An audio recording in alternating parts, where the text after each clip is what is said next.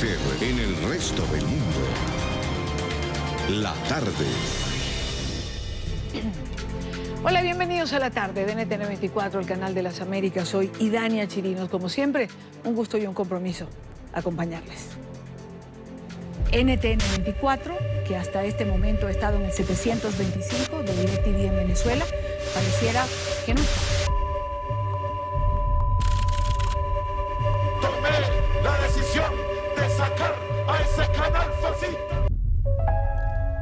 Y conoceréis la verdad, y la verdad os hará libres. NTN 24, que hasta este momento ha estado en el 725 de DirecTV en Venezuela, pareciera que no está. No sabemos si volverá o no. A Nicolás Maduro ya no le conviene que haya una pequeña ventana, ya las grandes las cerraron, pero que quede una pequeña ventana para que los mismos venezolanos conozcan sobre su propia realidad. ¿Por qué se oculta una realidad? Inmediatamente tenemos contacto con María Corina Machado. María Corina, muy buenas tardes. Gracias por atendernos esos cortos minutos. Sabemos también de su tiempo. Nosotros hicimos un recorrido por la capital venezolana. Esto fue lo que conseguimos de las personas que estaban en la calle. Fuera del aire.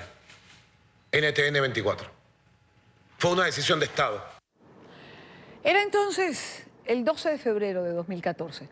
La señal de NTN 24 fue retirada de la parrilla de programación de las cable operadoras en Venezuela.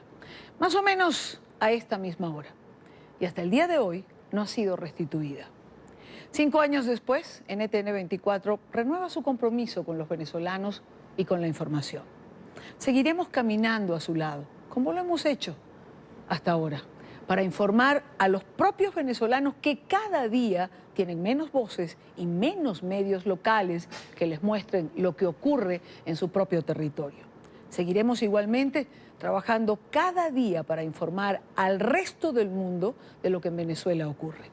NTN 24 multiplicó sus plataformas y los venezolanos pueden seguirnos a través de nuestra cuenta de Twitter, por ejemplo, @NTN24VE, con información focalizada en Venezuela, o a través de nuestro canal en YouTube, con la señal en vivo de NTN 24 y donde además tienen acceso a todos nuestros contenidos. Nuestra página web, ntn24.com, y nuestra cuenta en Instagram, NTN24 Venezuela. Seguiremos informando como lo hemos hecho hasta ahora. Son las 4:08. 5 años después, los jóvenes siguen en las calles. Volvieron a marchar como lo hicieron hace 5 años atrás. Acompañaron al presidente encargado Juan Guaidó, que anunció en su discurso ante la multitud que el día fijado para la entrada de la ayuda humanitaria es el 23 de febrero. Daniela Zambrano tiene el reporte desde Caracas. Daniela, buena tarde. Hola, Ivana, buenas tardes. Juan Guaidó le ha puesto fecha al ingreso de la ayuda humanitaria a Venezuela. Ha asegurado que será el próximo 23 de febrero y por eso ha hecho un llamado a la ciudadanía a acompañarlo y hacer posible esta entrega. Por supuesto, una vez más el mensaje a la Fuerza Armada, ponerse del lado del pueblo y permitir que ingresen los insumos. Anunciamos entonces que el 23 de febrero será el día para que ingrese la ayuda humanitaria en Venezuela. Así que desde hoy acompañaremos a todos los sectores, transportistas, enfermeras, médicos, a organizarnos. En un claro desafío al régimen de Nicolás Maduro, Juan Guaidó se atrevió a ponerle fecha al ingreso de ayuda humanitaria. Porque la ayuda humanitaria va a entrar sí o sí a Venezuela. Porque el usurpador va a tener que irse sí o sí de Venezuela. Frente a miles de manifestantes envió ya no un mensaje, sino una orden a la Fuerza Armada. Generales, coroneles, tenientes coroneles, mayores, capitanes, tenientes, sargentos, contraalmirantes, vicealmirantes, capitanes de navío, capitanes de fragata, tenientes de corbeta, alférez de navío, sargentos, policías navales, tropa. Esta orden es para ustedes. Permitan que ingrese la ayuda humanitaria. De una vez y por todas, que cese la represión. Tras recordar que son más de 300.000 las vidas en riesgo, el recién proclamado presidente encargado de Venezuela cuestionó que para el régimen madurista haya recursos para armamento y no para medicinas. Y vaya qué contrariedad, cuando dicen que no pueden comprar medicina y comida por sanciones a torturadores, pero sí pueden comprar misiles. Aún así, descartó la posibilidad de una guerra civil. Mientras ustedes están hablando de una supuesta guerra que no va a existir, porque yo les pregunto algo, ¿quién se va a inmolar por Maduro? Nadie. Anunció además que Roraima, zona fronteriza con Brasil, será el segundo gran centro de acopio de alimentos e insumos médicos. Roraima, en Brasil, se inscribe como punto de acopio formalmente, porque mientras creían que era un solo punto, al que no le gusta la sopa le damos 2 platos.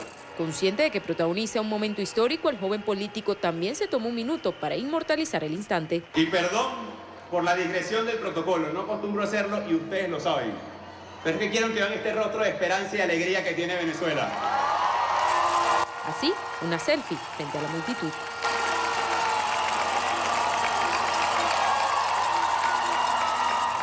Juan Guaidó hizo un llamado a la ciudadanía a inscribirse en la página de Voluntariado por Venezuela para que colaboren en la distribución de la ayuda humanitaria. Seguro que hasta el momento hay 250.000 personas inscritas. Información desde Caracas, Daniela Zambrano para la tarde de NTN 24. Gracias, Daniela, gracias por la información. Sería bueno mostrar lo que es ese selfie de Juan Guaidó. Lo tengo aquí en el celular, pero sería bueno verlo en pantalla, ¿no? No sé si lo puedes, intenta poncharlo mientras. Ahí está. Ese es el otro lado del selfie que se tomó Juan Guaidó el día de hoy. Una gran concentración, como en otras oportunidades, no solo en Caracas, sino en muchas ciudades, en las principales ciudades de Venezuela y en otras ciudades del mundo. Ahora bien, ¿qué decir a quienes piensan que esto se estancó, que no hay salida, que Maduro sigue allí y que los militares no reaccionan? Quiero retomar algo que decía el senador republicano Marco Rubio el día de ayer, cuando aseguraba que el proceso de Venezuela, aunque pueda parecer lento para algunos, es realmente histórico. Esto es una pelea del pueblo de Venezuela y nosotros lo estamos apoyando. Así que nosotros no vamos a determinar cuál es el plan B, son ellos. Pero yo no creo que tiene que haber un plan E, plan B. 3 semanas es muy largo por lo que han sufrido, pero en la historia del mundo es un corto plazo. No es fácil cambiar un sistema de un día al otro que todavía está apoderado de armas y está dispuesto a oprimir, a matar, encarcelar y exilar a personas. Pero esto no se puede revertir, esto más nunca va a ser como era antes. Esos 50 y pico de países que están apoyando a Guaidó no van a cambiar ahora a reconocer a Maduro. No existe, él no tiene futuro como líder. Aquí lo que se está determinando es de qué manera va a salir del país. Pero que va a salir no hay duda. Él no tiene escape de esto. Y en diferencia a las otras ocasiones en las cuales la gente se olvidaba. Ya esto ha llevado a un nivel de atención muy alto. Nosotros vamos a seguir apoyando lo que esté pidiendo el gobierno interino. Hace unos días me encontré en las redes sociales algo que quiero compartir con ustedes y con nuestro invitado. Y fue este cuadrito que alguien publicó. ¿Lo tenemos? Eran 25 días. ¿Cuántos días lleva ¿Cuántos? 38 desde que se juramentó en la Asamblea Nacional. Pero de presidente interino tiene que llevar menos. Háganme esa cuenta mientras yo leo esto.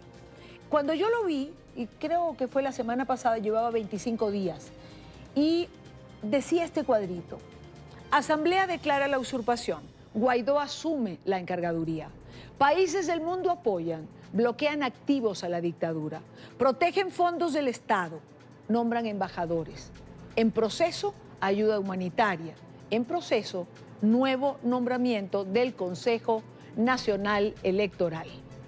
Cuando yo leí esto, tenía 25 días, por lo menos decía esto allí.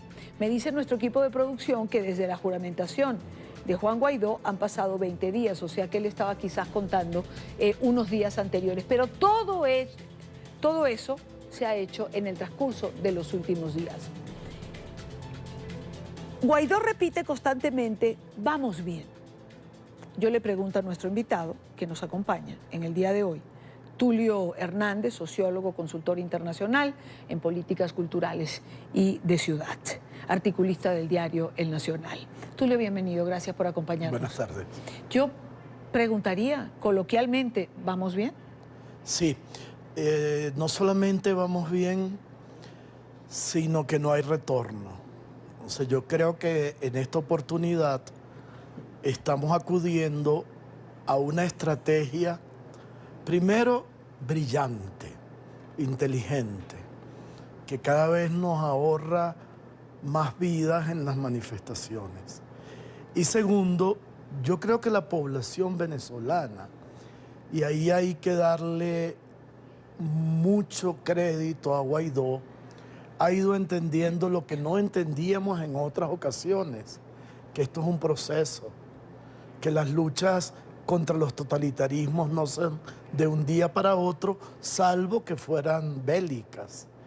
Y que lo único que no podemos en este momento es dejar solo a nuestra dirigencia, que ahora tiene una gran voz. Entonces, el hecho de que hoy, a pocos días apenas de otras manifestaciones de calle, hayamos visto esas ciudades llenas de gente, llenas de alegría, es la evidencia de que el pueblo venezolano tomó una decisión y no se va a retirar. Siendo un día que normalmente era un día de fiesta, pero fíjate, Tulio, que hoy no se suspendieron las clases. El Ministerio de Educación ordenó abrir los colegios y dar clases para intentar que la gente no saliera, y sin embargo lo hizo. No, yo creo que hemos aprendido, que tenemos una educación cívica profunda. En estos días, por razones de viaje, despedía unos zapatos de estos de deporte y los botaba con una tristeza. Se los regalé a alguien, porque calculé, y no estoy exagerando, calculé 100 kilómetros de marchas que en estos 20 años yo por lo menos hice mientras podía hacerlos en el país. Y si nosotros logramos, que creo que lo vamos a lograr, salir de esta monstruosidad, de esta tragedia, de esta infamia que nos ha tocado, por la voluntad de los venezolanos, por el esfuerzo de los venezolanos, en verdad, lo que decía Marco Rubio, vamos a hacer un ejemplo internacional. Porque hay una cierta mirada de cierta izquierda atrasada latinoamericana que quiere vender que esto es un conflicto entre los Estados Unidos y un proyecto revolucionario. Y hay que decirles que no, que entiendan. Primero, porque esto no es un proyecto revolucionario, en el sentido como lo pudo haber sido la Cuba de Fidel o Allende. Esto es un proyecto narcotraficante, o sea, esto es un grupo de delincuentes gobernando un país. Y segundo, no fueron los gringos los que se metieron en Venezuela a ayudarnos. Quien internacionalizó el conflicto político venezolano fue Hugo Chávez, que le abrió la puerta a 5 actores internacionales para que metieran la mano en nuestro país. Primero, a Cuba, a Fidel y a los 20.000 agentes, maestros, médicos, policías, militares. Después le permitió a grupos terroristas operar libremente en el país. Hezbollah, Al-Qaeda, la FARC, el Ejército de Liberación Nacional, incluso ya muriendo la ETA. Luego le entregó nuestras reservas estratégicas de minerales a lo que se llama el bloque de Eurasia: China, Rusia, Turquía e Irán. Y además permitió que nuestro país se convirtiera en la base de operaciones de grandes ilícitos económicos, narcotráfico, blanqueo de capitales, corrupción, que obligó a la DEA y al Departamento de Estado a intervenir. Es decir, el chavismo Chávez, en su afán de convertirse en un líder mundial del antiamericanismo y de exportar el socialismo del siglo XXI, convirtió a Venezuela en una amenaza para la estabilidad de la región latinoamericana y para la seguridad de las democracias occidentales y sobre todo para la seguridad de los Estados Unidos. Porque es tan alto, por ejemplo, la deuda venezolana con las empresas petroleras rusas, que debemos 17.000 millones de dólares. Y de Citgo, que es nuestra empresa filial de petróleos de Venezuela, el 49% de sus ingresos van directamente a Rusia, con lo cual la empresa podría convertirse en una empresa rusa. Entonces, esta mirada de la izquierda que cree que todavía estamos en la Guerra Fría y que los gringos son los malos de la película, como me decía un amigo mío colombiano muy divertido que me decía, sí, porque es que la gente cree que los rusos están en Venezuela porque quieren aprender a bailar salsa y los chinos porque quieren casarse con una miss. No es porque no les interesa el petróleo y el oro y el coltán. Entonces, esto tiene que entenderlo el mundo. Pero hay representantes de la izquierda que se llaman o se califican de modernos, de progresistas, y tienen esta idea. Así es. Y ya que mencionas a Colombia, por ejemplo, tengo que referir a Gustavo Petro, pues es candidato presidencial, claro. Y él piensa que... Fíjate que Petro hizo una cosa muy inteligente en la campaña, que fue decir que Maduro era un dictador. Pero hace poco, para diferenciarse de Duque, porque no hay otra explicación, dice que el pueblo está apoyando de nuevo a Maduro en las calles porque el eje Bolsonaro-Trump-Duque ha revivido. Mentira. En Venezuela no hay ningún conflicto entre derecha e izquierda. En Venezuela no hay ningún conflicto ideológico. El único conflicto es entre los ciudadanos civiles y los militares, los que están en el poder, los militares que no quieren abrirnos el paso a los civiles. En Venezuela el único conflicto es entre la barbarie y la democracia. Entonces, es inconcebible. Por ejemplo, con todo el respeto, porque yo trato de no meterme en la política colombiana, vivo aquí y me siento muy agradecido con esto, pero no es posible que haya una izquierda y que Petro haya dicho que queriendo diferenciarse, no se abra claramente a enfrentar un tema clave, el único tema importante, la violación de los derechos humanos. Claro. Porque tú como político tienes que ser coherente. Si tú denuncias, y con toda razón, los asesinatos de los líderes sociales colombianos, tienes que denunciar los asesinatos de los líderes sociales venezolanos, porque es de la misma naturaleza, es la misma violación de derechos y merece el mismo respeto y la misma solidaridad. No puede ser que nuestros muertos sean muertos justos y los muertos de Colombia muertos injustos. Claro, es que yo creo que esta definición es estupenda, ¿no? El único conflicto en Venezuela es entre la barbarie y la democracia, porque lo que no existe es que obviemos la violación de derechos humanos de Nicolás Maduro. Lo que no existe es que obviemos los muertos, los torturados, los desaparecidos, los ajusticiados. Los exiliados.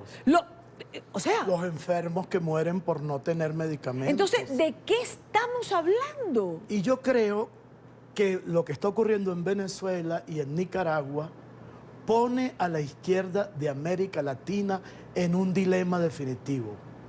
O sigues apoyando sinvergüenzura y violaciones de los derechos humanos solo por razones ideológicas, o te estás traicionando profundamente, porque en América Latina eran las izquierdas los defensores de los derechos humanos. A veces yo siento que me da tanta tristeza, por ejemplo, que gobernantes como los del Uruguay, que es un país donde se respetan los derechos humanos, que es un país donde hay alternancia democrática, estén apoyando esta cúpula de narcos, esta cúpula de violadores de los derechos humanos. Y esto, o la izquierda latinoamericana reacciona, o va a ser cada vez más derrotada y aplastada, como le ha ocurrido en los últimos 10 años, en los más recientes procesos electorales de Brasil, de Chile, de Argentina, de Ecuador, y del único lugar donde no podemos, porque no hay elecciones libres, es en Venezuela. Creo que es el reto de la izquierda. Ahora, Tulio, quiero irme a... Esto es apasionante lo que acabas de señalar, porque yo creo que estamos en un momento de definiciones. Es decir, es lo mismo que la señora Bachelet. ¿Va a ir a Venezuela o no va a ir? ¿Va a supervisar qué pasa con los derechos humanos o no lo va a supervisar? Porque es que ante lo que pasa en Venezuela, la ambigüedad ya no es posible. No hay espacio. Absolutamente, no hay ningún espacio. No hay justificación posible para lo que ha ocurrido en Venezuela y lo que ocurre. Y si alguien tenía alguna duda, creo que las desapariciones del FAES después de la marcha del 23 de enero es algo que es un horror. Lo que se ha vivido en las barriadas populares de Caracas con el ejercicio de este comando especial, que simplemente es un grupo paramilitar que llega, toma a la gente, la desaparece, porque son los sectores populares los que están protestando. No se puede ser indiferente ante esto. Sí, ayer un amigo, estábamos en una reunión con un grupo de amigos colombianos muy queridos, y un amigo me dice, a ver, explícanos, ¿cómo definirías tú desde la política colombiana qué es un chavista? Y yo le dije, mire, es como que tú agarres una coctelera y pongas un tercio de Pablo Escobar o de cualquier otro capo, un tercio de Marulanda o de cualquier otro líder terrorista y un tercio de los hermanos Castaño. Lo batas, le pongas una dosis de ron cubano comunista, un poquito de, bueno, ellos no beben mucho los turcos, de té de manzana de Estambul y un poquito de uranio del que usan los iraníes para sus bombas atómicas, lo batas y ahí sale lo que es un chavista. La gente sigue creyendo que eso fue una experiencia revolucionaria, noble, justa. No, ni siquiera eso. Pero fíjate una cosa, Tulio. Hace unos días yo tenía la oportunidad de escuchar a Pepe Mujica en una entrevista con Aristegui. Y él hablaba de este conflicto que para ti no existe. De un conflicto de los Estados Unidos que quería invadir Venezuela, ese eterno conflicto entre el bien y el mal. Y un hombre como Mujica, que ha defendido los derechos humanos, ¿cómo es posible que asuma esta posición? Es decir, nadie quiere que invadan a Venezuela. Lo que no queremos es que se sigan violando los derechos humanos. O sea, uno puede expresar el temor de una invasión, pero eso no quiere decir que simplemente desaparezca todo lo demás. No, y que la mayoría... O sea, a ver, a mí ese es un tema, por ejemplo, un hombre como Mujica. Ese es un tema que a mí me parece que yo no le puedo entrar, es de psiquiatras. O sea, ¿por qué hay una izquierda latinoamericana que sigue manteniendo este culto de admiración por el fidelismo y por el comunismo? ¿Y por qué esta polaridad? O sea, Putin, Rusia, es el peor capitalismo, es un capitalismo salvaje. O sea, no hay ninguna confrontación de ideologías. Y China hace años que dejó de ser un modelo comunista, es un capitalismo como el que describía Charles Dickens en el siglo XIX en Inglaterra, un capitalismo súper explotador de la mano de obra. Entonces, yo quisiera, a veces me entra una gran angustia cuando hay gente que sigue creyendo que estamos en la Guerra Fría y hay unos buenos y unos malos y hay unos defensores del proletariado y unos defensores del capital. Estamos en un juego mundial de puros modelos capitalistas, solo que el occidental, y fíjate que esto es muy interesante, cuando tú ves cómo está dividido el mundo frente a Venezuela, las democracias occidentales Es decir, las que encarnan los ideales bolivarianos, porque Bolívar se alimentaba de la Ilustración y de la Revolución Francesa, están del lado de nosotros los demócratas. ¿Quiénes están del lado de la dictadura? Una teocracia como Irán, un totalitarismo del siglo XXI como Rusia, una de las dictaduras más pervertidas del planeta como la Turquía de Erdogan, donde ya que hoy estamos celebrando los 5 años de salida de tu programa del aire, de la señal de NTN. Hay que recordar que en Turquía, el gran socio de Venezuela en este momento, hay 299 periodistas presos y 29 condenados a cadena perpetua. Entonces, está muy claro. Es decir, yo no sé qué duda puede tener un ser humano sobre de qué lado debe estar un ser humano respetuoso de los derechos humanos si toda la barbarie está del lado de Maduro. Y una cosa que la gente debe tener en cuenta, y es que todos los días Guaidó va a las calles, va a las iglesias, va a los sindicatos, va a las plazas. En cambio, todos los días que hace Maduro, a los cuarteles, a tomarse fotos vestido de militar o de paramilitar, y no nos debe quedar ninguna duda. Claro. Entonces, yo creo, sí, contigo que estamos en una lucha larga, pero que el esfuerzo mayor que estamos haciendo, y yo creo que eso lo tiene consciente todo el pueblo, es porque seamos los venezolanos los que resolvamos el conflicto. Si no podemos, pero lo intentamos. Lo intentamos con grandes sacrificios. Sí. Si no podemos resolverlo nosotros, si no podemos resolverlo sin armas, si no podemos resolverlo solo con nuestra voluntad expresada en las grandes manifestaciones, cada una de ellas convertida en plebiscito, es porque tuvimos del otro lado un mundo obtuso, cerrado, que no quiso resolverlo. Pero nosotros queremos hacerlo los venezolanos. Y ojalá y lo logremos.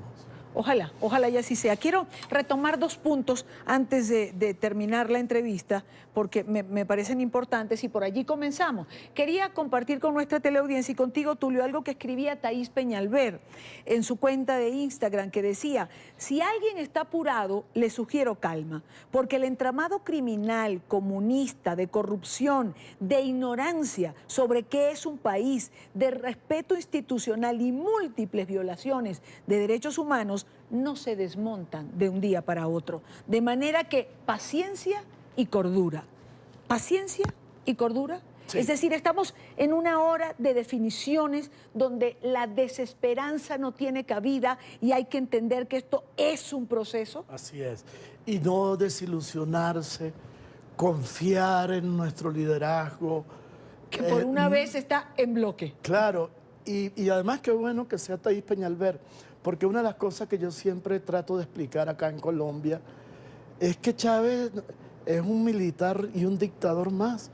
Venezuela, tú lo sabes bien, Idania, es un país que ha estado lamentablemente marcado por el militarismo. Si tomamos como punto de partida el primer gobierno de Páez en 1830, sí, hemos tenido 137 años de gobiernos militares y apenas 40 años de gobiernos civiles. Y cuando ya estábamos lográndolo, ya apareció Hugo Chávez y volvimos Llegó el comandante y lo mandó mundo parar. militar. Exacto. Volvimos al mundo militar. La gran lucha de los venezolanos ha sido cómo quitarnos de encima la idea de que los militares, es decir, políticos armados, tienen derecho a gobernarnos a los civiles. Y esto, ya como estamos preparándonos para la reconstrucción nacional, sí, uno de los grandes trabajos que tenemos que hacer es educar a nuestra población a que entienda que la democracia no es gratis, que la democracia hay que defenderla, que nos ha costado generaciones de presos, exiliados, torturados, pero que de ahora en adelante nuestro gran trabajo es impedir que el militarismo vuelva a ser la manera de conducir los destinos de nuestro país. Y una última pregunta, Tulio. Guaidó. Juan Guaidó, este joven de 35 años a quien la historia lo ha colocado allí en un momento particular. Yo creo que ha hecho la tarea de manera impecable. O sea, extraordinario. Esos son los azares de la historia. Porque no hay nada más anti-Chávez, más anti-Maduro, más hermoso que Guaidó. No es agresivo, sereno, no es eso que llamamos en Venezuela pico de plata, pero habla con coherencia. No se propone como un salvador individual, sino como una persona que está haciendo una tarea colectiva. Y por si fuera poco, tiene una dulzura extraordinaria. Esta cosa con la mujer, con la hija, anuncia que en Venezuela vienen los tiempos de ser otra vez buenas personas, dialogantes, querendones como somos los venezolanos, y no esta cosa agresiva, despectiva, degradante a la que nos han sometido durante tantos años el liderazgo de Chávez y de Maduro. Guaidó es el anuncio del espíritu de reconciliación que le toca vivir a Venezuela, y no había mejor rostro que el que nos tocó esta vez. Tulio, como siempre, me falta tiempo para estar contigo. He quitado una parte de la agenda informativa del día, pero no podía desperdiciar esta conversación porque es historia, porque es definitiva, porque es una coyuntura absolutamente importante. No sabes cuánto te agradezco que antes de ese viaje que vas a hacer hayas compartido conmigo la tarde de hoy. Gracias. Ojalá, y como dice, sea el anuncio de los nuevos tiempos que Venezuela va a vivir. Gracias. Gracias a ti. Y a ustedes por estar aquí. Rápidamente, vamos a hacer una pausa. Regresamos con más en la tarde de hoy. Cómo no hacer esta primera parte de esta manera, cómo no aprovechar nuestro invitado. Al regreso, el Chapo Guzmán es culpable. Ese fue el veredicto unánime del jurado en el juicio que se ha realizado allí en Nueva York. Alejandro Rincón estará con nosotros. Ya venimos. Joaquín El Chapo Guzmán fue declarado culpable de los 10 delitos que se le imputaron en un juicio que se extendió por 11 semanas en la Corte del Distrito Este de Nueva York. La Fiscalía, la DEA y el FBI celebraron esta decisión, que calificaron de histórica. La defensa, por su parte, anunció que apelará el veredicto. Alejandro Rincón tiene la información en Nueva York. Alejandro, muy buena tarde para ti.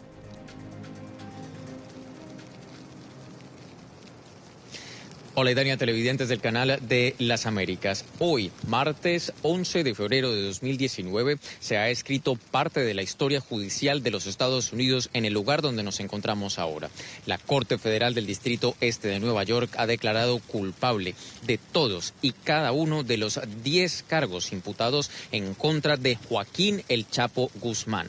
El mexicano de 61 años fue encontrado culpable de estos 10 cargos que contemplaban 27 violaciones criminales a el Código Penal y Criminal de la Unión Americana. No tomen solo como mi palabra el describir la importancia de esta decisión como histórica. Lo dijeron las propias autoridades que reaccionaron después del veredicto, no solo celebrando este esfuerzo de la Fiscalía Federal del Distrito Este de Nueva York, sino también en el mensaje de reacción a ese veredicto de culpabilidad. También se agregaron algunas palabras según las cuales consideran que esto sella extensas horas, operativos, incautaciones, un trabajo extenso de todas las autoridades competentes que finalmente son las que se presentaron durante la fase de litigio del juicio que de hecho no se había visto en las últimas décadas de historia reciente de la Unión Americana. Pues una vez se entregó ese fallo de unanimidad, parte de esas autoridades que hicieron parte de este proceso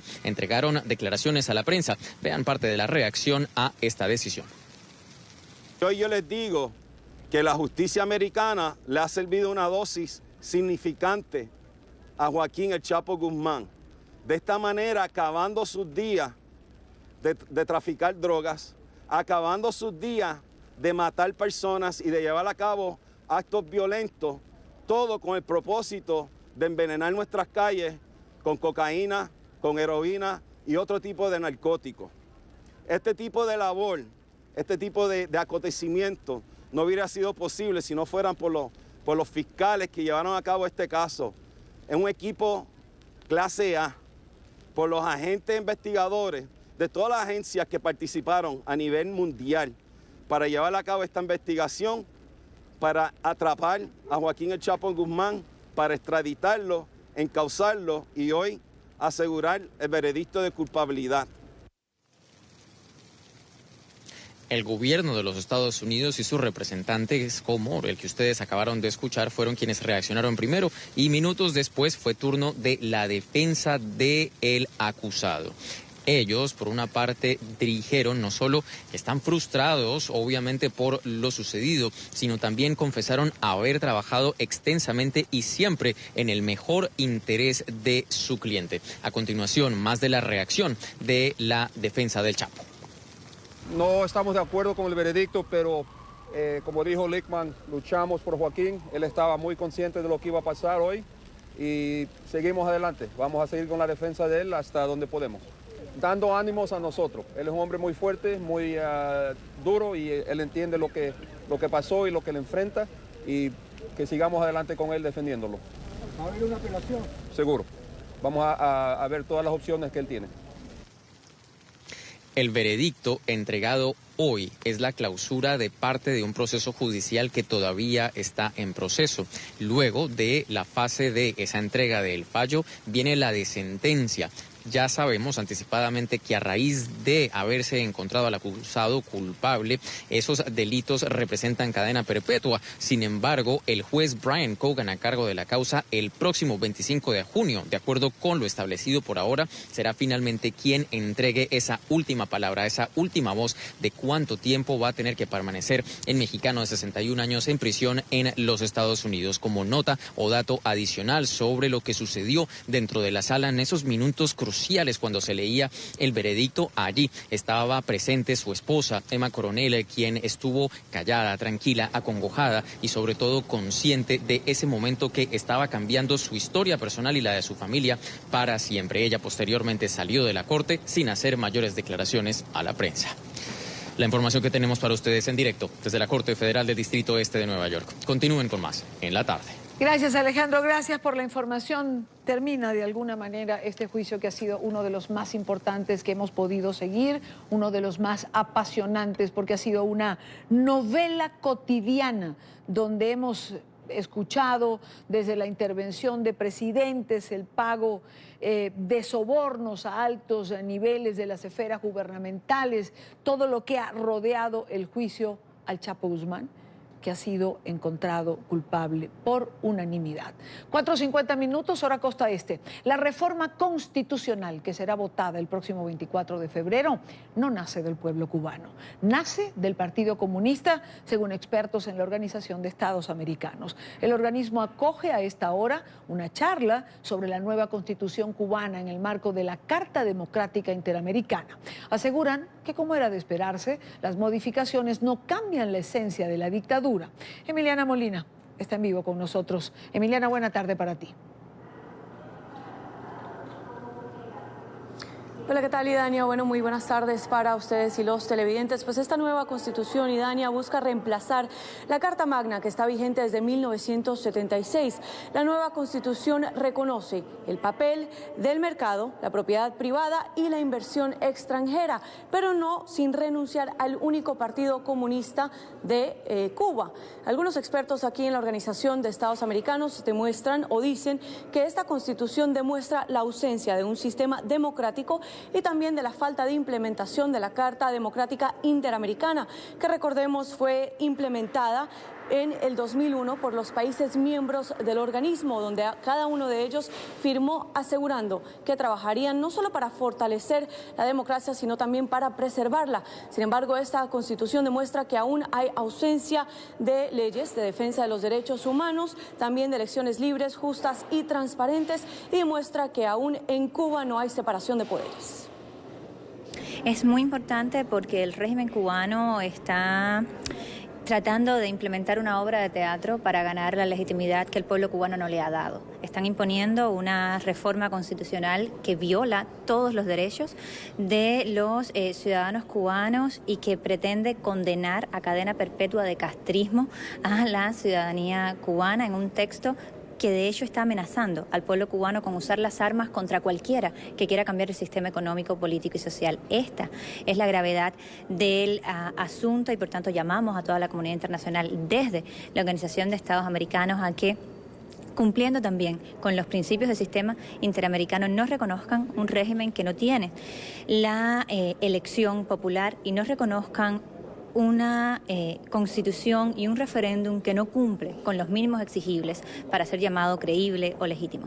Acá lo que vamos a hacer es un análisis legal para confrontar esta constitución con los elementos esenciales de la democracia que han sido definidos entre los miembros de la OEA y que sigue siendo una constitución que consagra el partido único, la falta de elecciones libres, directas y transparentes, que deja todas las funciones primordiales de la organización del Estado, del poder y de los derechos de las personas a leyes especiales que se van a aprobar después, igual a una corte electoral que se va a aplicar, a una ley electoral que se va a aplicar después, y que todas estas instituciones van a finalmente seguir controladas por el Partido Comunista, como dice el artículo 5 de la nueva Constitución, que es la vanguardia de la revolución y quien dirige a los principios del Estado socialista.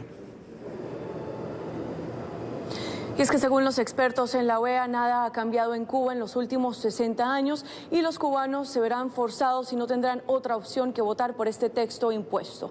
Recordemos que en diciembre el secretario general de la OEA, Luis Almagro, aseguró que Cuba es una de las dictaduras más antiguas de las Américas y lo acusó de ser exportador de violencia a países vecinos, en especial a Venezuela. Esta es toda la información que tenemos en directo desde la OEA. Soy Emiliana Molina y Dania, regreso con ustedes en el programa La Tarde. Gracias, Emiliana, gracias por la información. Son las 5:54 minutos, hora Caracas, Venezuela. En Miami roban $1 millón en una joyería del centro de la ciudad. Un hombre, haciéndose pasar por repartidor de correo, apuntó al dueño de la tienda y logró escapar con el dinero. La historia la tiene Paola Serna. Paola, buena tarde. Hola, ¿qué tal? Muy buenas tardes. La policía de Miami dio a conocer el video captado por una cámara de seguridad la noche del pasado 19 de enero, donde se ve a un hombre que se hace pasar por un trabajador de la compañía de correos UPS. De esta manera logra convencer al propietario de la joyería, quien estaba a punto de cerrar su local, de acceder al establecimiento. Después de eso le apunta con una pistola, lo amarra y lo obliga a ir hacia la caja fuerte. Es ahí donde roba $1 millón en joyería y este hombre ahora está siendo buscado por las autoridades. El dueño de la joyería, él piensa que el sujeto está haciendo un delivery con UPS, lo deja entrar dentro de la joyería. En el momento que está ahí el sujeto, él produce una arma de fuego, inmediatamente se lo apunta a la víctima y le pide todas las joyas que hay dentro de la joyería. El propietario de la joyería Time ha advertido que todas las piezas, incluyendo los diamantes, se encuentran contramarcados. Es por eso que cualquier persona que compre este producto robado en el futuro no podrá comercializarlo legalmente. Desde Miami informó Paola Serna para NTN 24. Son las 6:02 minutos en Caracas, Venezuela. En el puente Tienditas, que une a Colombia y a Venezuela, también ciudadanos venezolanos se manifestaron para exigirle a las fuerzas militares que permitan el ingreso de la ayuda humanitaria. Según el presidente interino, Juan Guaidó, los insumos llegarían a territorio venezolano el próximo 23 de febrero. En NTN 24, en el lugar de la noticia, con nuestro enviado especial a Cúcuta, Carlos Arturo Albino.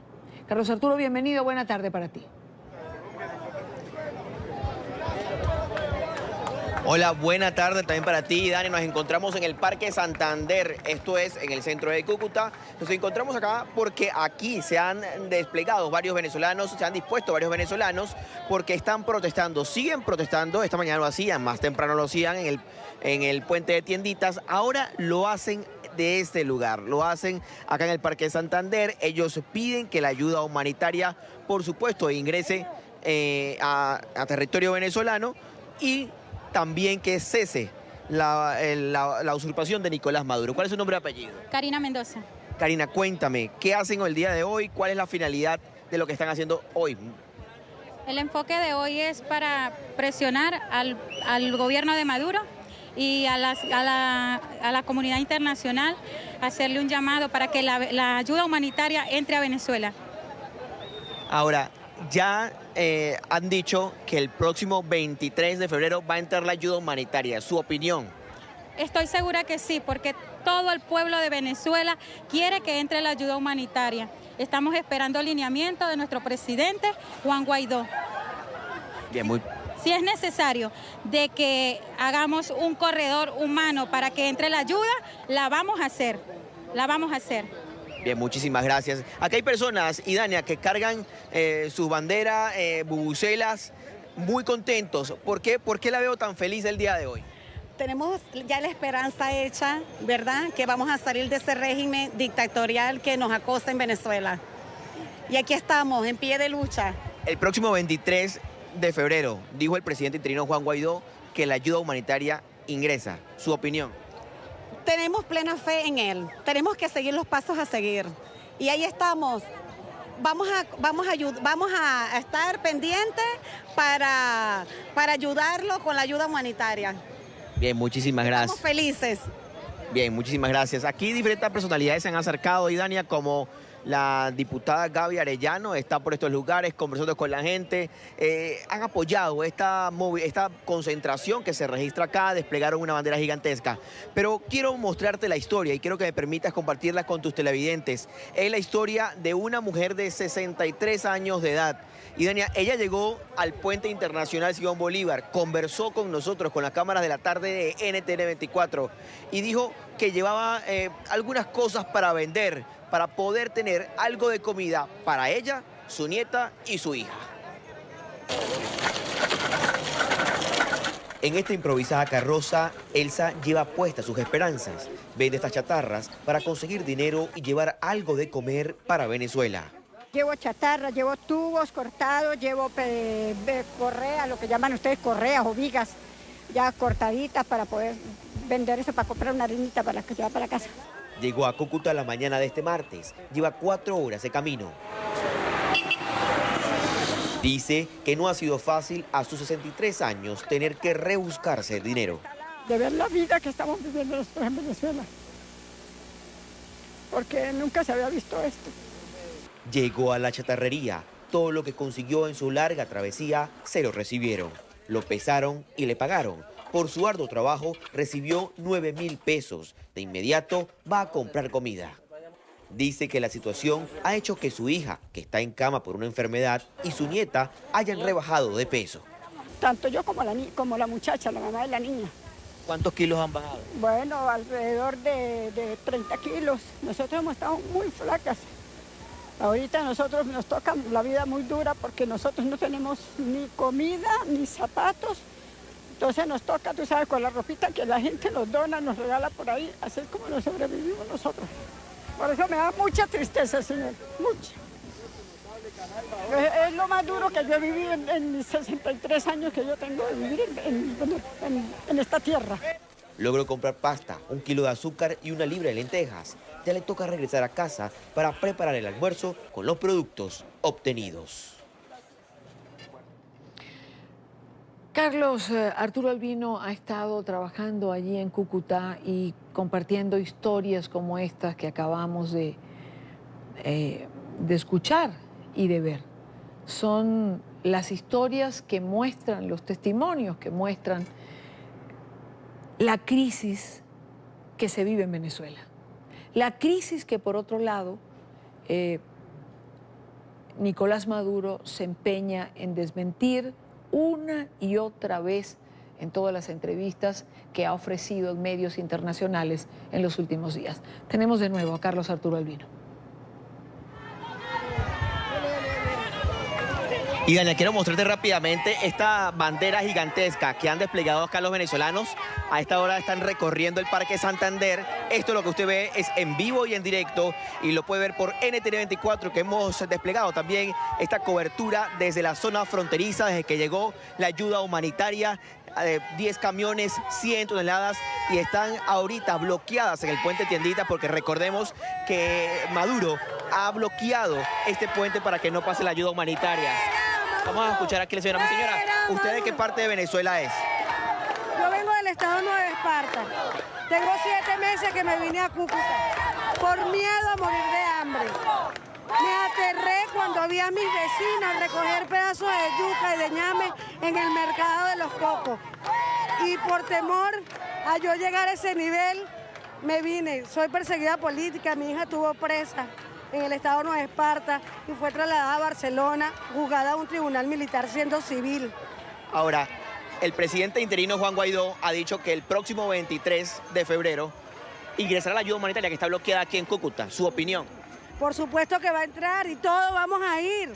Todos el 23 vamos a estar en el puente de la Tiendita y vamos a lograr que la ayuda humanitaria llegue a Venezuela, porque vamos a salvar vidas y a los criminales que tenemos allá, que nos tienen secuestrado nuestro pueblo, los vamos a juzgar, porque ellos tienen que pagar. En Venezuela no hay dictadura, señores. En Venezuela no hay un régimen. En Venezuela es una cuerda de delincuentes que tienen secuestrado a todo un país y los está matando de hambre. Vamos a pedirle a mi camarógrafo Moyano que me ayude. Muchos venezolanos no se olvidan del agradecimiento al presidente de Colombia, Iván Duque. Aquí, por ejemplo, dice, gracias, presidente Duque. ¿Qué tan agradecido está usted con el gobierno colombiano? 100%, desde cuando él estaba precandidato, él siempre pensaba en nosotros los venezolanos y aquí estamos, gracias a Dios que ya ganamos, porque yo también soy colombiano. Sí, pero ¿qué su agradecimiento con la gestión que ha hecho con Venezuela? No, mucho, 100%, mucho, ojalá que seguirá siendo así y vamos a seguir luchando hasta que caiga este gobierno. Bien, muchísimas gracias. Se refieren al régimen de venezolano. Recordemos que estamos en territorio colombiano. Los venezolanos han desplegado y siguen desplegando esta bandera, Idania, siguen caminando por acá por el Parque Santander, muy emblemático. ¿Por qué lo decidieron hacer acá? Porque acá es cuando los venezolanos llegan sin ningún tipo de hogar, duermen acá en las noches, hacen carpas o duermen en el piso, buscando un futuro mejor. Es la información, Idania, que les tenemos nosotros en vivo y en directo desde el Parque Santander en Cúcuta, en el norte de Santander. Gracias, Carlos Arturo, gracias por la cobertura, gracias por estar allí con nosotros. Seguimos con más. En una entrevista concedida a la cadena BBC, Nicolás Maduro arremetió contra el presidente Donald Trump. La cabeza del régimen venezolano calificó al gobierno de Washington de pandilla de extremistas y agregó que la supremacía blanca del Ku Klux Klan pareciera estar dentro de la Casa Blanca y tendría como objetivo apoderarse de Venezuela. Maduro dijo también que no permitirá la entrada de la ayuda humanitaria enviada por los Estados Unidos porque, según él, su gobierno está en capacidad de satisfacer las necesidades del pueblo. Primero que es un show que ha montado el gobierno de Estados Unidos con la complacencia del gobierno colombiano para tratar de humillar a los venezolanos. Venezuela es un país que tiene su capacidad para satisfacer las necesidades de nuestro pueblo. Venezuela es un país que tiene los problemas que puede tener cualquier otro país y que estamos en una lucha desde hace muchos años. Una lucha exitosa por reducir la pobreza, la miseria. Venezuela es un país que tiene dignidad y los Estados Unidos han pretendido montarnos una crisis humanitaria para justificar una intervención militar humanitaria. Y esto es parte de ese show. Por eso nosotros por dignidad le decimos a la mendicidad, a las migajas que ellos pretenden traer con una comida intoxicada, con una comida de sobra que tienen, le decimos no, Venezuela tiene dignidad, Venezuela produce, trabaja y nuestro pueblo no necesita ser mendigo de nadie. Produce y trabaja. Eso es lo que afirma Nicolás Maduro. A pesar de esta negativa, de esta insistencia en negar una crisis que a todas luces está allí, los niños viven un auténtico drama. En medio de la escasez de alimentos y de medicinas, organizaciones no gubernamentales advierten que el 78% de la población infantil en Venezuela está en riesgo de sufrir algún nivel de desnutrición.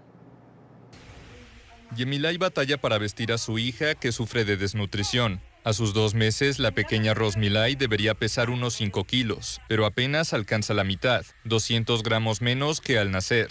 Su piel adherida al hueso dificulta el tratamiento intravenoso en el Hospital Pediátrico Los Amanes en Maracay, a unos 100 kilómetros de Caracas. Usted ve que tengo que dar golpe por ahí buscando con una ropita o una casa, a ver si hay ropa helado. Así, me da pena decirlo, pero... o con carabota, que la gente se me ayudan, me dan algo y yo le hago a los niños. Los niños hambrientos son el rostro más desgarrador de la crisis venezolana, en medio de la severa escasez de alimentos y una desbordada inflación. Una lata de leche para recién nacidos cuesta el equivalente a $21, casi 4 salarios mínimos. Un estudio de la organización católica Cáritas de noviembre de 2018 estableció que un 57% de 4.103 menores de 5 años evaluados tenía algún tipo de desnutrición y 7,3% desnutrición severa. El gobierno no publica indicadores de salud desde 2017. El 78% de la población infantil venezolana está en riesgo de algún tipo de desnutrición. ¿Y cómo llegamos a esto? Por el quiebre de las industrias nacionales con expropiaciones, con falta de divisa, y al no producir no tenemos alimentos anaqueles, y lo que se tiene que importar cuando llegan los anaqueles es prácticamente imposible cubrirlo con el sueldo básico de una familia venezolana. La Fundación Capuy convirtió esta casa antigua de Maracay, donde funcionaba un casino, en una escuela donde se sirven alimentos a unos 20 niños. No quisiera ayudar a todos, pero no se puede, por eso necesitamos la ayuda humanitaria. Somos el lugar. Los niños se están muriendo y es muy triste. El drama de los niños desnutridos está ahora en el centro del pulso entre el opositor Juan Guaidó, reconocido como presidente interino por medio centenar de países, y el mandatario Nicolás Maduro. Para Guaidó es urgente que ingresen medicinas y alimentos estadounidenses almacenados en Colombia. No obstante, Maduro niega que haya una crisis humanitaria y sostiene que aceptar la ayuda daría pie a una intervención militar extranjera para derrocarlo. ¿Cómo negar una crisis cuando podemos ver testimonios de este tipo? El desabastecimiento, la inflación y la desnutrición hacen parte de una realidad de años en Venezuela, no es de ahora. El 22 de agosto de 2017, NTN 24 daba cuenta de la crisis permanente que viven los venezolanos y que ya ha sido registrada a nivel mundial. En esta nota de Nicole Colter. Yo nunca pensé vivir lo que estoy viviendo aquí. ¿Qué es lo más difícil? Lo más difícil es que el nieto te diga, abuela, tengo hambre, y no haya en la casa. Es Isabela, una venezolana de 58 años. Su alimentación y la de su familia han cambiado producto de la crisis económica en el país. Él dice, abuela, ya yo entiendo que no hay comida. Se come la arepa, ya sin queso, sin mantequilla, sin nada. Isabela ha perdido 37 kilos por la crisis, es decir, 29 más del promedio que reportaba para el 2016 en la encuesta de condiciones de vida, donde 74% de la población dijo haber bajado al menos 8 kilos. Las cifras pues van en incremento de mortalidad. Estamos quizás ante una generación que pueda morir antes que sus padres por la parte nutricional, por la parte de salud. Si yo consigo una pasta, ¿sabe lo que nosotros hacemos? Le guardamos la pasta al niño y con el agua que cocinamos, la pasta, comemos nosotros. Desde las 4 de la madrugada hacía fila a las afueras de un mercado. No encontró alimentos subsidiados por el Estado. Estoy aquí de las 4 de la mañana, vendieron una harina pan por persona, yo no llegué. La dieta de sobrevivencia de Isabela y de su familia alarma a especialistas del Observatorio Venezolano de la Salud. Ahorita estamos alarmados por las cifras de desnutrición que tenemos en este momento, pero debemos alarmarnos aún más por todo lo que está detrás. Por cada niño desnutrido, vemos que en la que llega grave al hospital, en la comunidad hay cerca de 20 niños desnutridos. Historias similares se repiten, almuerzos que no se concretan y desayunos que pasan a ser, en algunos casos, el único alimento del día. Ya yo desayuné con un pedazo con una arepa que me comí y ya hasta la noche que consiga algo. Una dieta de sobrevivencia donde no existen carnes, granos, tampoco frutas y, si acaso, unos pocos vegetales. Olvídese de carne porque la carne está por las nubes. Una avenita, una lechecita, que uno no puede tomársela porque eso está muy caro. ¿Desde cuándo no ve en su hogar un pollo, una carne, huevos? Ni me lo pregunte, no sé desde cuándo. Nosotros no comemos salado. Ciudadanos que no logran completar ni 1 kilo de comida al día. El venezolano consume en peso neto menos de 1 kilo de alimento al día. Ya eso es un número alarmante. Debería ser mayor a 1,5 kilos aproximadamente de alimento o 2 kilos al día. Las consecuencias devastadoras, no solo a nivel nutricional, para el país también habrán secuelas. Un menor grado de educación, un menor grado de valores, de cultura, eso trae mayor violencia. Estamos viendo a niños que no van a crecer adecuadamente. La desnutrición infantil en Venezuela ronda 26% según las últimas cifras de organizaciones independientes, data de 2016. El gobierno no publica cifras. Esto era el 22 de agosto de 2017, cuando Nicole Colster hacía esta nota para compartirla con nuestra teleaudiencia. 22 de agosto de 2017. La nota que vieron anterior la hacía la agencia internacional AFP ahora, en el 2019. ¿Van a insistir en negar una crisis que está documentada por los distintos medios de comunicación que hacemos vida en Venezuela? Nos acompaña a esta hora José Félix Oleta, integrante de la Sociedad Venezolana de Salud Pública y exministro de Salud en Venezuela. Doctor Oleta, buena tarde, gracias por acompañarnos. Un gran placer poder atender tu llamado, Idania. Estamos a tu orden. Gracias a usted, doctor Oleta, por estar aquí. ¿Pudiéramos decir que el estado de atención pública en Venezuela está en estado terminal? Ciertamente hay una situación inédita, un colapso del sistema de salud que está coincidiendo con una serie de factores que forman parte de la emergencia compleja que sufre el país. Y el sistema de salud pues no está extraño a todas estas cosas que nos están afectando pues a toda la población de Venezuela. El sistema de salud tiene fallas fundamentales en su eficiencia, en su gestión y también en la calidad de los servicios que tenemos que entregarle al público.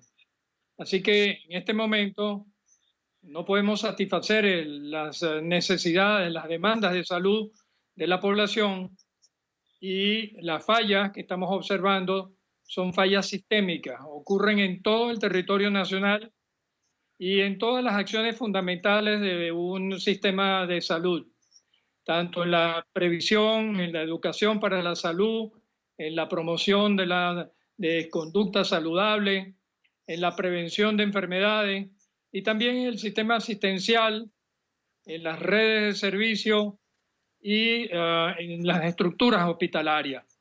Como si fuera poco, el capital humano que tiene que atender a la población, el recurso humano altamente calificado que teníamos, hay un déficit muy importante solamente en el área de los médicos de los diferentes especialidades. Tenemos no menos de 22.000 médicos que han migrado de una manera forzada, dadas las circunstancias de un ejercicio profesional inhóspito y en condiciones terribles. Sí. Así que, en términos generales, puedo decirte que este es un colapso del sistema de salud en todas sus dimensiones.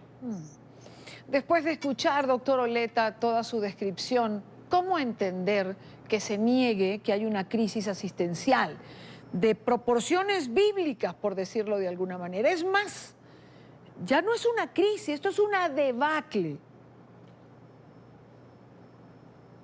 Bueno, es un absurdo que el gobierno, que el régimen no haya entendido primero los reclamos de la población en términos de los derechos fundamentales.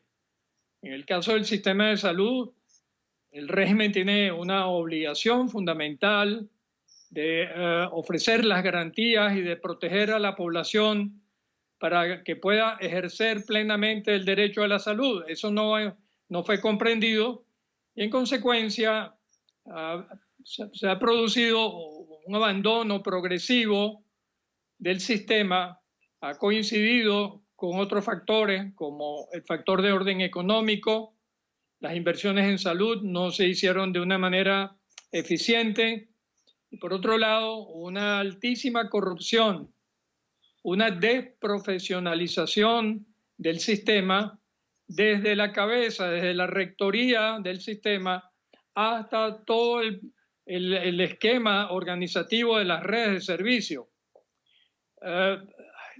Cuando un sistema de salud se abandona, comienzan a aparecer de manera sindémica, en forma simultánea, una cantidad de problemas y eso es lo que estamos viendo. A la caída de la Unión Soviética, recordemos que reaparecieron enfermedades bíblicas como la difteria y aquí tenemos una demostración de lo que ocurre cuando se abandonan esos programas de salud, cuando no son entendidos y reaparecen enfermedades que de ninguna manera deberían estar presentes dentro de nuestros países, con el agravante que cuando no se reconocen los problemas, bueno, estos se agravan y en consecuencia el gobierno ha sido sordo y ciego para atender las recomendaciones que múltiples grupos profesionales y la propia sociedad le reclamaba en su momento para que atendiera en forma oportuna y reconociera los problemas que estaban ocurriendo. Así nos ocurrió en el caso de difteria, o en el caso del sarampión, o en el caso de malaria. Así que no hubo la comprensión plena de estas cosas. Y eso nos lleva a la conceptualización de un gobierno forajido, que cuando hay una situación de un estado forajido, los gobernantes olvidan sus responsabilidades y poco le importa los compromisos que tienen con la población.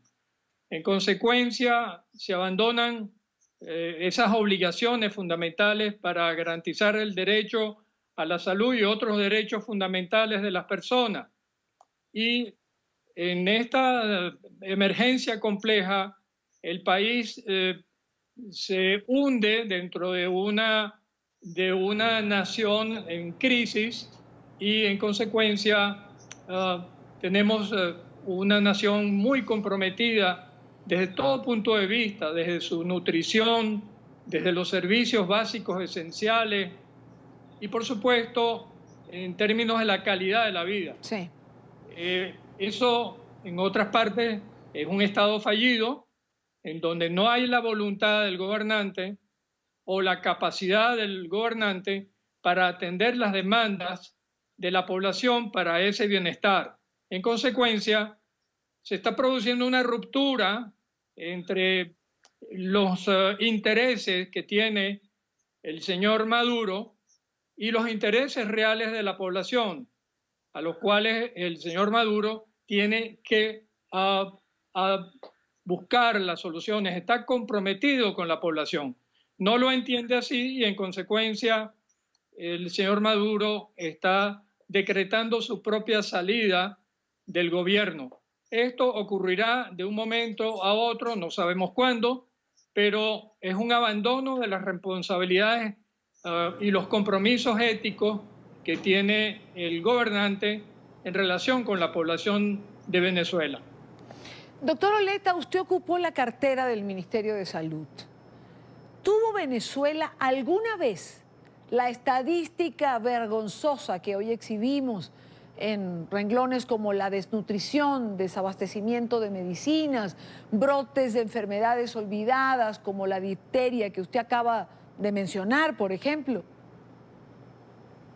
Mire, es un cambio inesperado lo que ha ocurrido. Venezuela, en toda su historia, hasta hace 2 años, fue un país donante de recursos para otros países que tenían dificultades, tenían situaciones de emergencia, situaciones complejas.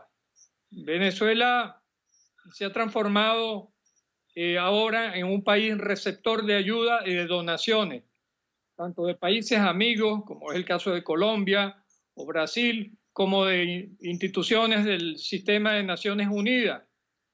Y obedece esto a un deterioro de esas condiciones generales.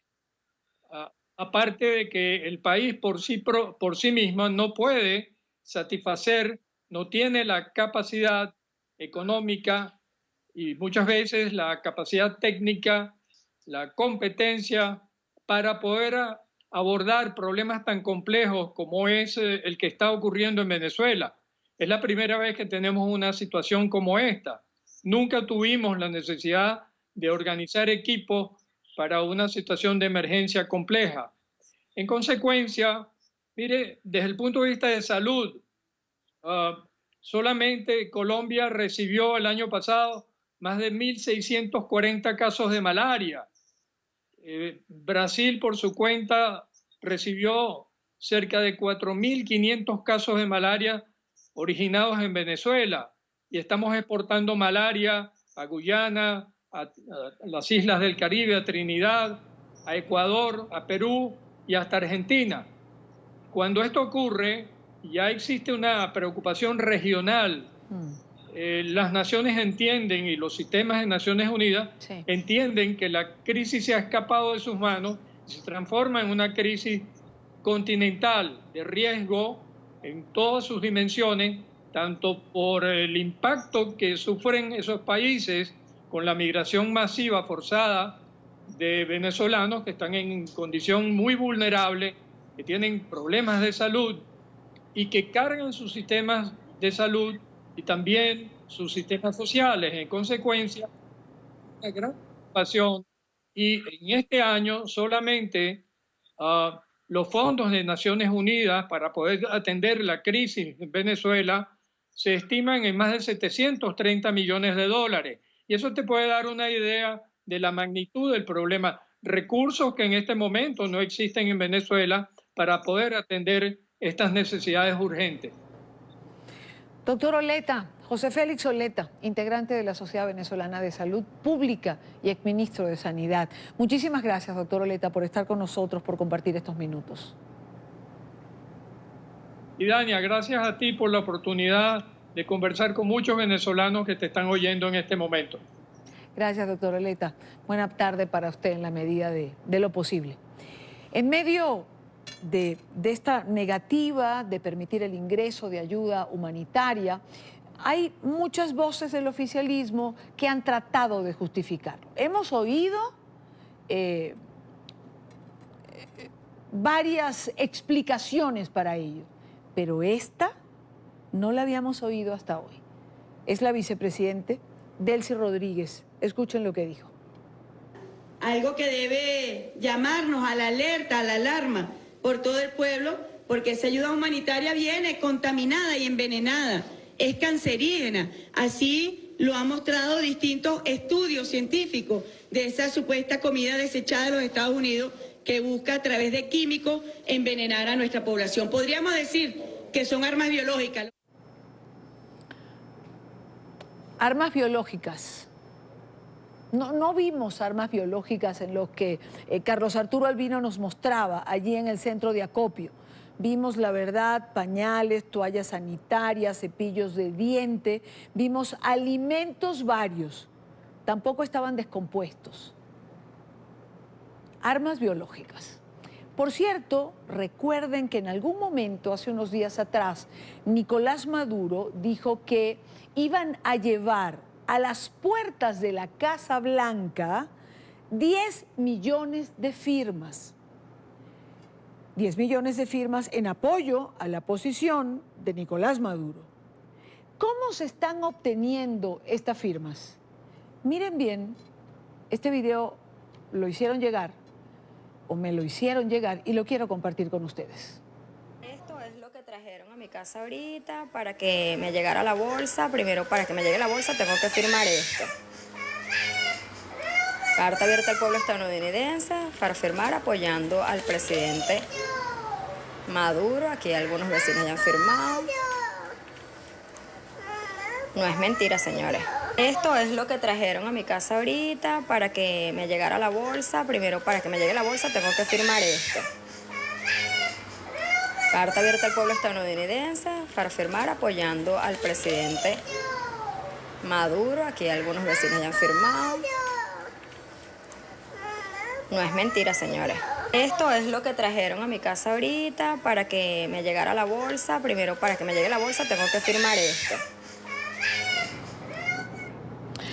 10 millones de firmas, ha dicho Nicolás Maduro, que van a llegar a la Casa Blanca. No sabemos si hay 10 millones de cajas CLAP o de bolsas CLAP que las van a intercambiar por esa firma. ¿Quiénes van a firmar o no? No lo sabemos. Vamos a una pausa en la tarde. Volvemos en breve con más información. Los invito antes a que se suscriban a nuestro canal en YouTube. Lo tienen en pantalla www.youtube.com/NTN24. La señal en vivo de nuestro canal y todos nuestros contenidos. Más denuncias de torturas a detenidos en Nicaragua. Familiares de víctimas y organizaciones no gubernamentales responsabilizan a Daniel Ortega por la violencia de guardias penitenciarios contra detenidos, contra 5 mujeres, que es la última denuncia que hemos conocido.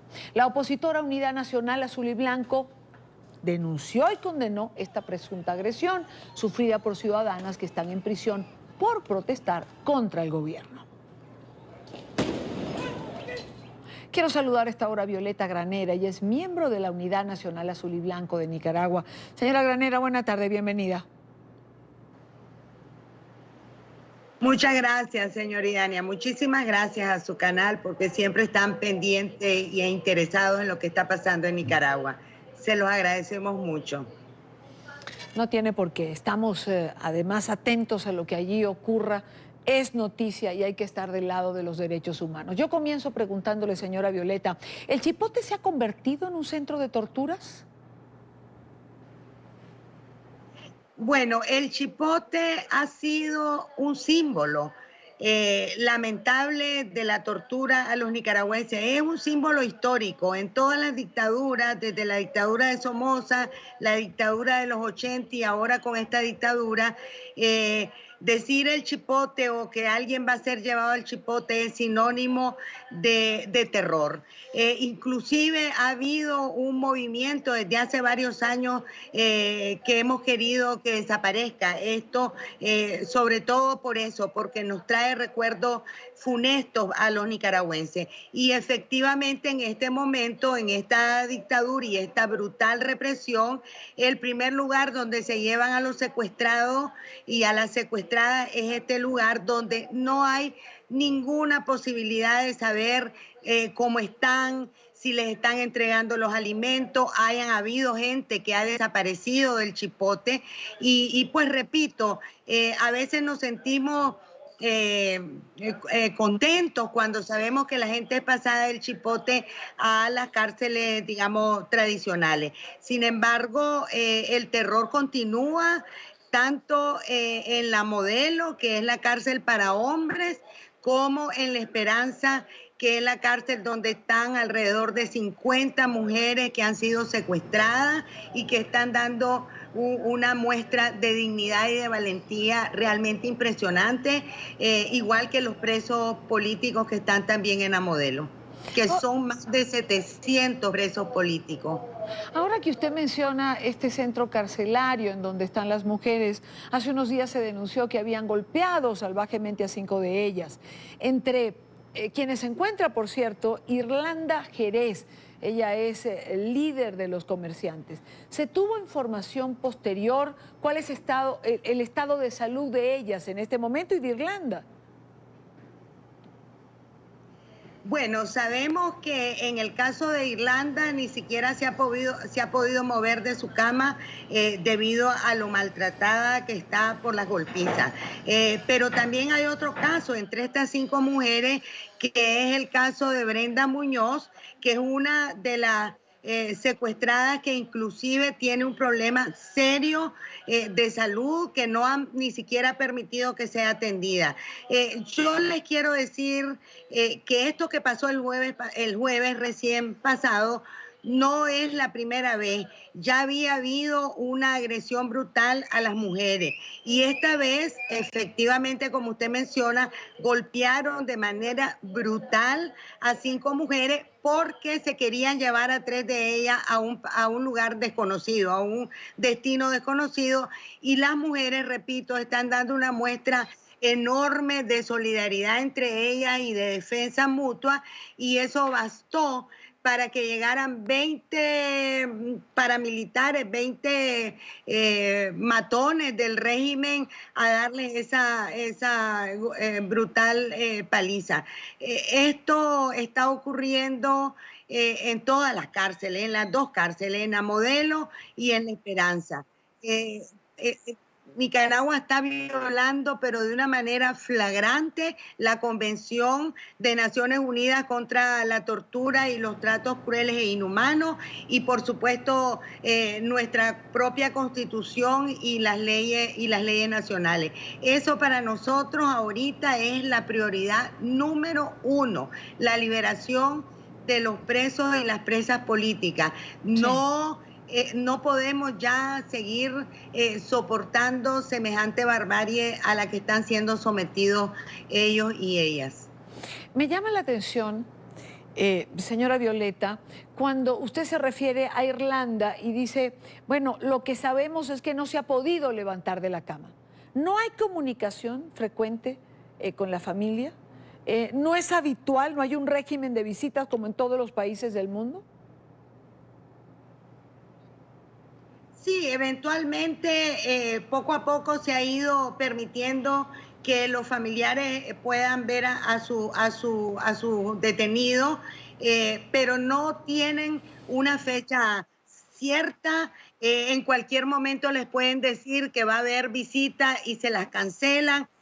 Tenemos que tal vez comprender que aquí no hay el más absoluto respeto a ninguna ley, a ningún procedimiento. Todo está a la discreción de las autoridades y a las órdenes que reciben estas autoridades. Imagínense que hay muchísimos detenidos, hombres y mujeres, que los han traído aquí de sus departamentos de origen, es decir, violando el derecho que tienen a ser juzgados en sus lugares, y eso implica un sacrificio enorme para la familia. A veces vienen los familiares con la esperanza de ver a sus detenidos, a sus secuestrados, y invirtiendo una gran cantidad de recursos. En su gran mayoría son gente de muy escasos recursos, y caprichosamente, estando ya en las respectivas cárceles, pues les dicen que no va a haber visita.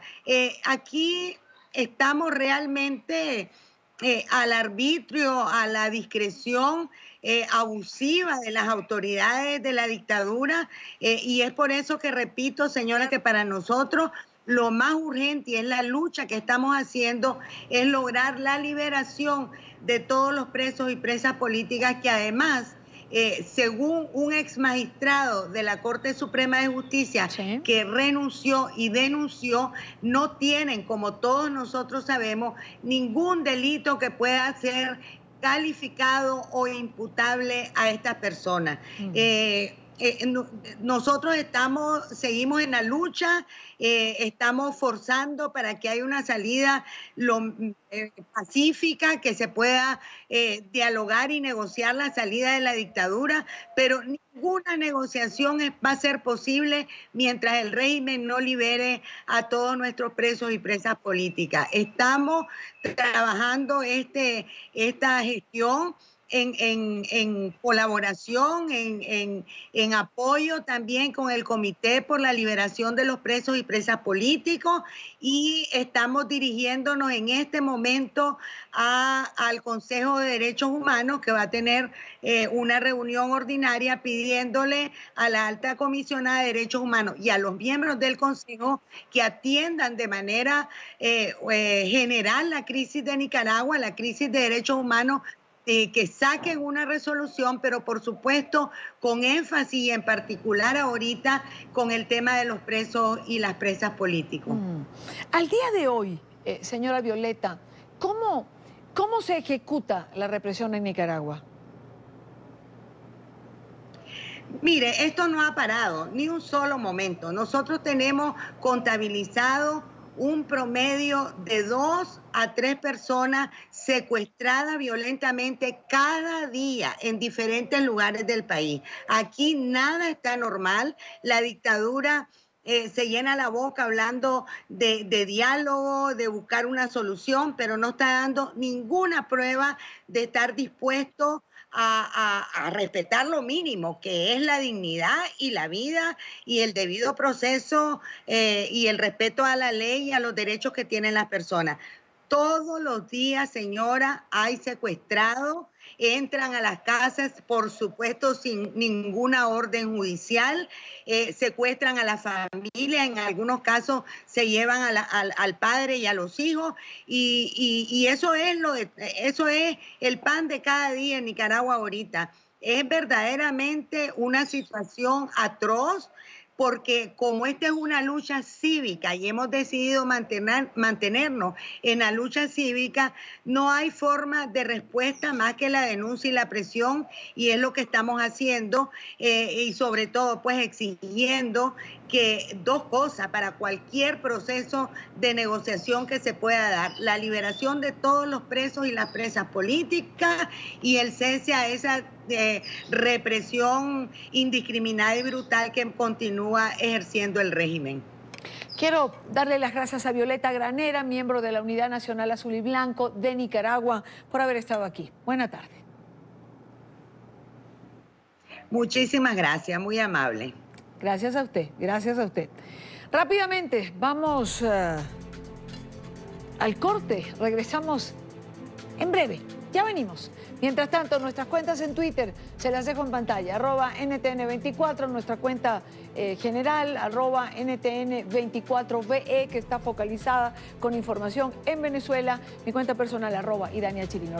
Llegamos al final de la tarde de hoy. Gracias por estar allí, por acompañarnos. Nuestras cuentas en Twitter se las dejo en pantalla y también nuestras cuentas en Instagram, para que pueda seguirnos tanto al canal como mis cuentas, que allí se las dejo.